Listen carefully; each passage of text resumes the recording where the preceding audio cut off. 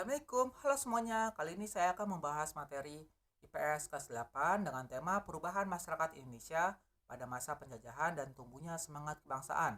Sebelumnya jangan lupa untuk di like, comment, share, serta di subscribe supaya pembahasan kali ini dapat tersampaikan ke banyak orang. Oke, kita ke pembahasan materinya di mana ada kedatangan bangsa barat dan kondisi masyarakat pada masa penjajahan dan semangat kebangsaan. Nah, kita akan bahas yang pertama dulu ya. Di mana ada latar belakang kedatangan bangsa barat dan proses kedatangan dan reaksi bangsa Indonesia. Latar belakang kedatangan bangsa barat pertama, adanya daya tarik bangsa Indonesia bagi bangsa-bangsa barat. Kemudian ada motivasi 3G dan revolusi industri. Jatuhnya Konstantinopel yang merupakan pusat perdagangan internasional ke tangan Turki Utsmani menyebabkan bangsa-bangsa barat mencari alternatif pusat perdagangan rempah-rempah yang lebih murah. Di mana Indonesia itu letaknya strategis dan memiliki iklim tropis yang kaya akan rempah-rempah. Karena Indonesia itu masyarakatnya ramah terhadap bangsa asing, menyebabkan bangsa barat itu tertarik untuk menjajah Indonesia.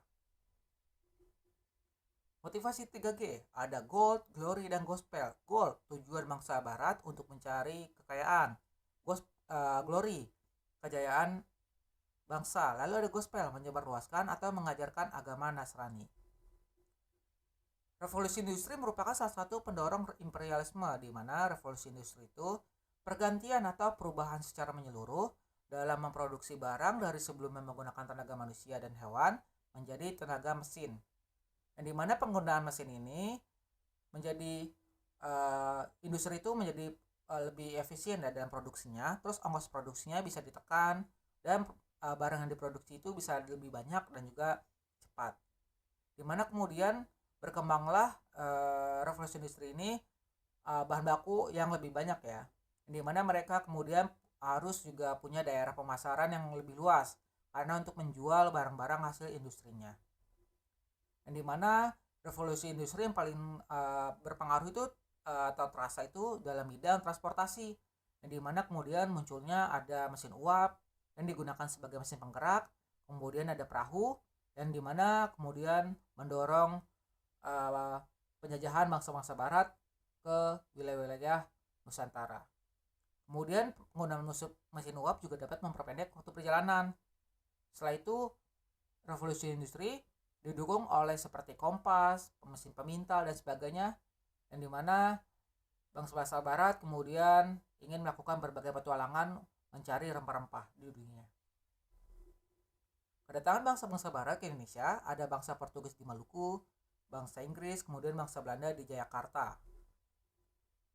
Pelayaran pertama menyusuri pantai barat Afrika dengan tujuan India dipimpin Bartolomeu Dias namun gagal. Kemudian Portugis mencapai Malaka pada tahun 1511 di bawah pimpinan Alfonso de Albuquerque dan berhasil menguasai Malaka dan juga Myanmar. Tahun 1512, Portugis kemudian berhasil sampai di Maluku di bawah pimpinan Antonio de Abreu dan Francisco Serrao. Lalu ada kedatangan bangsa Inggris ya, di mana awalnya bangsa Inggris itu hanya ingin membeli rempah-rempah di pasar Eropa, yaitu di Lisabon di Portugis ya. Tapi karena Inggris terlibat konflik dengan Portugis, kemudian mereka kesulitan untuk mendapatkan rempah-rempahnya. Lalu mereka melakukan ekspedisi atau pelayaran ke beberapa tempat sebagai penghasil rempah-rempah ya. Kemudian tahun 1600 mereka sampai di India dan mendirikan kongsi dagang EIC, East Indian Company.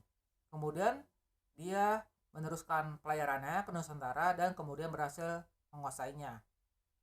Nah, kemudian Inggris ini hanya sebentar aja ya di Indonesia karena sudah terdesak oleh Belanda. Kemudian Inggris balik lagi ke India atau Asia Selatan dan Asia Timur. Bangsa Belanda di Jayakarta, di mana dipimpin oleh Cornelis de Houtman dan Peter Keizer pada tahun 1595. Kedatangan Houtman kemudian disusul ekspedisi-ekspedisi lainnya, di mana para pedagang Belanda itu di Indonesia makin banyak ya. Kemudian muncullah persaingan di antara mereka. Untuk menghindari persaingan yang tidak sehat, maka didirikanlah VOC pada tahun 1602 atau nama lainnya Verenigd Oost-Indisch Company atau Perserikatan Dagang Hindia Timur. Yang dimana gubernur janda pertama VOC adalah Peter Both.